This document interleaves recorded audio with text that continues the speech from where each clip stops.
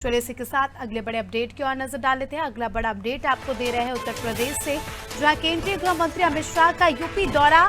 कौशाम्बी आजमगढ़ के दौरे पर जो है केंद्रीय मंत्री अमित शाह रहेंगे, कौशाम्बी महोत्सव का शुभारंभ करेंगे और कई विकास परियोजनाओं का लोकार्पण भी करेंगे। खेल स्पर्धा के विजेताओं को मेडल का वितरण भी जो है गृह मंत्री द्वारा किया जाएगा।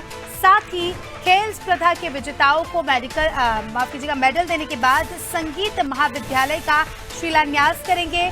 सीएम योगी आदित्यनाथ भी इनके साथ मौजूद रहेंगे। बड़ा अपडेट आपको दे रहे हैं, कौशाम्बी आजमगढ़ के दौरे पर है केंद्रीय मंत्री अमित शाह। कई विकास की योजनाओं का लोकार्पण करेंगे और साथ ही खेल स्पर्धा में जो खिलाड़ी प्रथम आए हैं, जिन्होंने अच्छा काम किया है, उन्हें मेडल भी देंगे अमित शाह।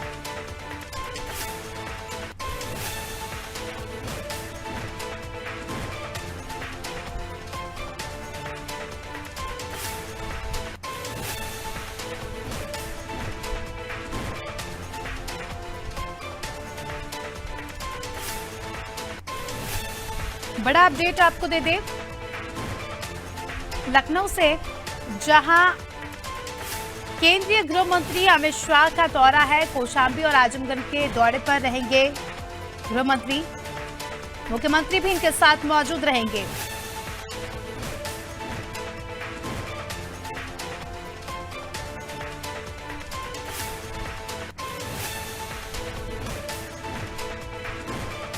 इसी के साथ हमारे सहयोगी संजय पांडे हमारे साथ जुड़ चुके हैं। संजय, आज मुख्यमंत्री का कौशाम्बी और आजमगढ़ दौरा है, क्या कुछ व्यवस्था के इंतजाम किए गए हैं और क्या कुछ उनके कार्यक्रमों की फहरिस्त है? जी, आज देश के गृह मंत्री अमित शाह का यूपी दौरा है। ऐसे में ये अंदाजा लगाया जा रहा है कि ये लोकसभा चुनाव के आगाज के पहले का उनका ये दौरा काफी अहम माना जा रहा है। उत्तर प्रदेश के मुख्यमंत्री के साथ साथ उनकी पूरी टीम, प्रदेश अध्यक्ष भूपेंद्र चौधरी सहित केशव प्रसाद मौर्य व अन्य ब्रजेश पाठक, कई ऐसे महत्वपूर्ण नेता वहां उपस्थित रहेंगे उनके दौरे में। सबसे पहले ये कौशाम्बी जाएंगे। कौशाम्बी में जाके कई करोड़ों रुपए, अरबों रुपयों की जो योजनाएं हैं, परियोजनाएं, उसका शिलान्यास करेंगे, लोकार्पण करेंगे और वहां पर सुरक्षा के दृष्टिकोण से पूरा व्यापक व्यवस्था किया गया है। महोत्सव स्थल तक जाने वालों के वाहनों को 5 किलोमीटर दूर ही रोक दिया जाएगा। इसके अलावा जो मंच बनाया गया, जहां पे अमित शाह और योगी जी व अन्य मंत्री बैठेंगे, वहां से 60 फीट की दूरी पर ही कोई वीआईपी को बैठने का मौका दिया जाएगा।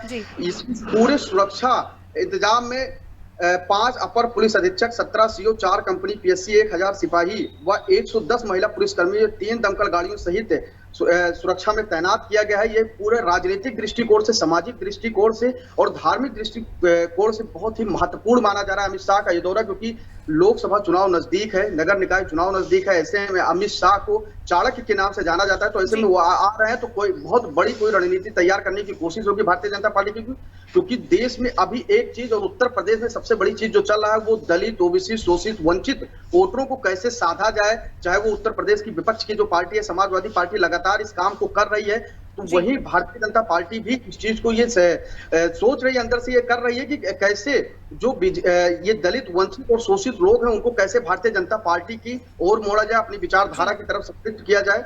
क्योंकि कहीं ना कहीं अभी फिलहाल जो कुछ बीते दिनों में समाजवादी पार्टी के एक कद्दावर नेता है कि स्वामी प्रसाद मौर्य, वो लगातार दलित और वंचित का राजनीति करने की कोशिश कर रहे हैं। उनको लगता है कि रामचरितमानस व राम का विरोध करने से वो अगड़ा बना पिछड़े की लड़ाई कर सकते हैं, और पिछड़े की लड़ाई में वो पिछड़े को अपने साथ लाने की कोशिश कर रहे हैं। ऐसे में भारतीय जनता पार्टी कहीं कोर कसर नहीं लगाना चाहती है। इसलिए ये माना जा रहा है कि कौशाम्बी और आजमगढ़ जो दौरा है आज अमित शाह और योगी आदित्यनाथ का, इसके माना जा रहा है कि इस दौरे से जो वो है वहां की दलित और मुस्लिम गठजोड़ है, उसको तोड़ने की कोशिश होगी।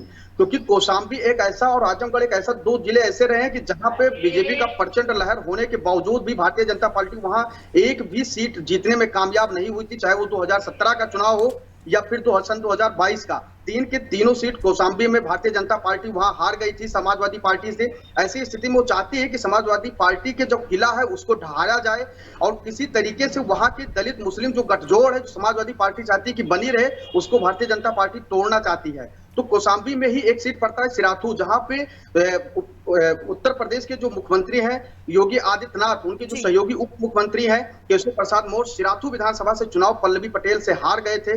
तो ऐसी स्थिति में वहां बहुत मजबूत तरीके से समाजवादी पार्टी चुनाव लड़ती रही है। ऐसे में ये पूरी तरीके से उनके किले को ढहाने की कोशिश होगी।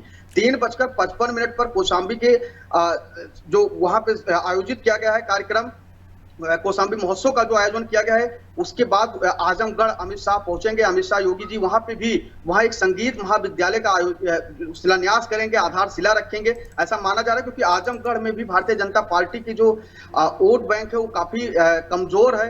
अब ये पहली बार हुआ है कि वहां से दिनेश लाल यादव, जो निरहुआ ने चुनाव वहां से अभी जो उपचुनाव हुआ था वहां से जीत दर्ज की थी, लेकिन स्थिति इतनी मजबूत नहीं है कि फिर से उसको छोड़ा जा सके।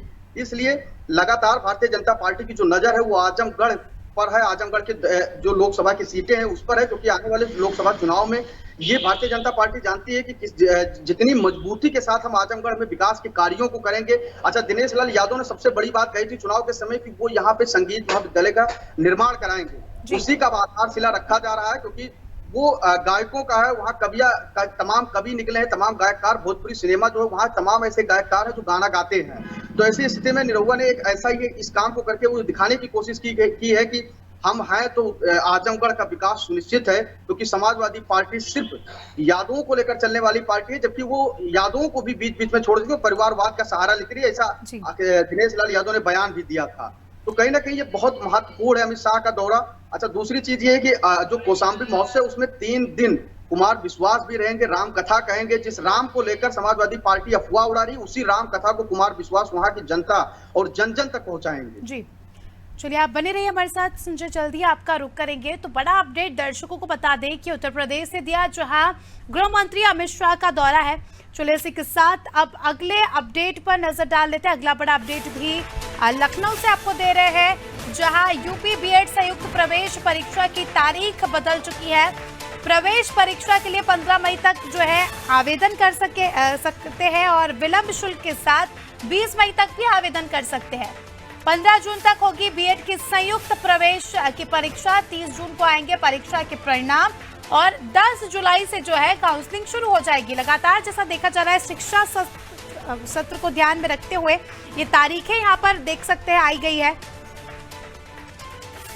यूपी संयुक्त बीएड परीक्षा की तारीख बदल चुकी है। 15 मई तक जो है आवेदन कर सकते हैं और अगर 15 मई तक भी अगर आप नहीं कर पाए तो विलंब शुल्क के साथ 20 तारीख तक भी इसका आवेदन कर सकते हैं। चलिए इसी के साथ हमारे सहयोगी संजय हमारे साथ जुड़ चुके हैं। संजय, एक जो अभ्यर्थी है उनके लिए बड़ी राहत है बीएड की, जिनको परीक्षा देनी है। अब बताया जा रहा है कि 15 मई तक के लिए जो है परीक्षा की तारीख जो है, फॉर्म भरने की तारीख बढ़ा दी गई है। जी बिल्कुल, मैं आपको बता दूं कि ये राहत भरी खबर है उन बच्चों के लिए जो वर्षों से इसका इंतजार करते हैं। ग्रेजुएशन करने के बाद या तो लड़के बीटीसी करते हैं या तो बीएड करते हैं। तो ऐसी स्थिति में सरकार ने उनकी कि ज्यादा से ज्यादा बच्चे इसमें दाखिला लें, इसलिए उसकी तारीख को बढ़ा दिया है। अभी तक 15 मई तक आवेदन होने के, लेकिन अब 30 जून बढ़ा दिया गया है। 15 जून तक के बाद 30 जून भी करते हैं, लेकिन उसका शुल्क बढ़ा दिया गया है। अगर आप 15 जून के पहले नहीं करते तो उसका आपको शुल्क देना होगा। तो इससे कहीं ना कहीं उत्तर प्रदेश में लगातार सरकार जो चाह रही है कि बच्चे आगे बढ़ें, शिक्षित हों और बीएड जैसी जो अच्छी परीक्षा है उसमें संलिप्त हो और वो अपना एग्जाम क्वालिफाई करके अपना प्रवेश सुनिश्चित करें। तो उसकी डेट बढ़ा दी गई, जिससे ज्यादा से ज्यादा लाभार्थियों का इसका लाभ हो और वो अपनी सफलता सुनिश्चित कर सके। जी चलिए विवेक, बने रहिए आप हमारे साथ, जल्दी आपका रुख करेंगे। तो अपडेट आपको दिया लखनऊ से, जहां अब बीएड की परीक्षा के जो अभ्यर्थी है जिन्हें परीक्षा देना है, उनकी परीक्षा के फॉर्म भरने की तारीख जो है बढ़ा दी गई है। 15 मई तक की तारीख आगे जो है बढ़ा दी गई है और 20 तारीख तक भी फॉर्म भरे जा सकते हैं। इसी के साथ अगले बड़े अपडेट पर नजर डाल लेते हैं। लखनऊ से बड़ा अपडेट आपको दे रहे हैं, जहां छात्रवृत्ति घोटाला मामला सामने आया है। जी हाँ, 10 संस्थानों को इसके चलते नोटिस भी मिल चुका है। 3 जिलों के समाज कल्याण विभाग से इसकी जानकारी मांगी गई है। 100 करोड़ से ज्यादा की छात्रवृत्ति घोटाले में नोटिस जो है जारी कर दिया गया है। हजरतगंज पुलिस ने 10 संस्थानों को नोटिस भेजा है। समाज कल्याण विभाग से जानकारी तलब की गई है। छात्रवृत्ति संबंधित जानकारी 2 दिन में जो है तलब करने की यहाँ मांग की गई है और ईडी की जांच के आधार पर जो है मुकदमा ये दर्ज हुआ था।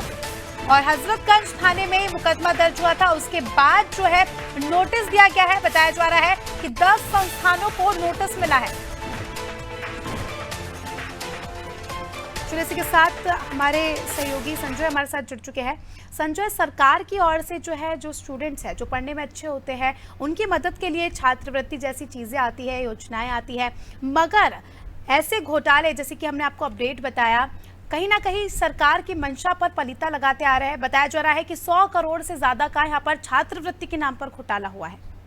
जी, उत्तर प्रदेश में जब से योगी सरकार आई है, गुंडा माफिया भ्रष्टाचारियों के ऊपर वो दमखम के साथ प्रहार कर रहे हैं। लेकिन कुछ लोग ऐसे हैं अभी उत्तर प्रदेश में जो इससे भी बाज नहीं आ रहे हैं। अभी ईडी के कहने पर हजरतगंज थाने में बीते शुक्रवार को पुलिस ने 10 संस्थानों व फिनो बैंक के अफसर एजेंट पर मुकदमा दर्ज किया था। छात्रवृत्ति को लेकर माना जा रहा है कि 2015 से लेकर सन 2022 तक के कई ऐसे 100 करोड़ से ज्यादा रुपए के लोगों ने घोटाला किया। कई फ्रॉड नामों पर, कई फ्रॉड अकाउंटों के नाम पर इन्होंने पैसा वहां से उसमें हस्तांतरित करा लिया था। इसके बाद इन लोगों के ऊपर कार्रवाई की जा रही है। पुलिस विवेचना कर रही है। पुलिस ने संस्थान व बैंक के 18 नामजद आरोपियों के बयान के लिए बुलाया है। साथ ही संस्थानों के वहां के छात्र का विवरण भी मांगने को कहा है। कि ये भी पूछा गया है कि आपने जिन छात्रों को ये दिखाया है कि छात्रवृत्ति दी गई, उनका पूरा नाम, विवरण, पता और कब, कैसे, कहां दिया गया है, उसका भी लेखा मांगा गया है। इन संस्थानों को जो बड़ी संस्थान है, 10 संस्थान है, उसमें MS institute management Mampur Lucknow, organise education society Kursi road Vikas Nagar, Hygia college of pharmacy Lucknow, Hygia institute of pharmacy, central institute of pharmacy Lucknow, doctor Bhimrao Ambedkar foundation and Jeevika college of pharmacy Hardoi, RPI इंटरलॉजिस्ट भटाई हरदोई। ऐसे 10 कॉलेज हैं जहां बड़ी भारी संख्या में 100 करोड़ रुपए से ज्यादा की छात्रवृत्ति का घोटाला किया गया है। सरकार इस बात को हमेशा से दोहराती रही कि जीरो टॉलरेंस की योगी सरकार की जो नीति रही है, लेकिन उस पे ये बट्टा लगाने से बाज नहीं आ रहा है। ऐसे में सरकार ये माना जा रहा है कि इस पूरी विवेचना के बाद जो भी आरोपी होंगे उनके खिलाफ सख्त कार्रवाई योगी सरकार करेगी, यूपी पुलिस करेगी। क्योंकि ऐसे भ्रष्टाचारी अगर समाज में रहते हैं तो आज उन्होंने ऐसा काम किया, कल को कोई और भी भ्रष्टाचार कर सकता। जी बिल्कुल संजय, अभी देखना खास ये होगा कि सरकार अब इन भ्रष्टाचारियों पर किस तरह से नकेल कसती है। चलिए, आपका बहुत बहुत शुक्रिया हमारे साथ जुड़ने के लिए और तमाम अपडेट्स हमारे दर्शकों तक साझा करने के लिए। तो आपको बता दें, अपडेट आपको उत्तर प्रदेश से दिया, जहां छात्रवृत्ति घोटाले का मामला सामने आया है।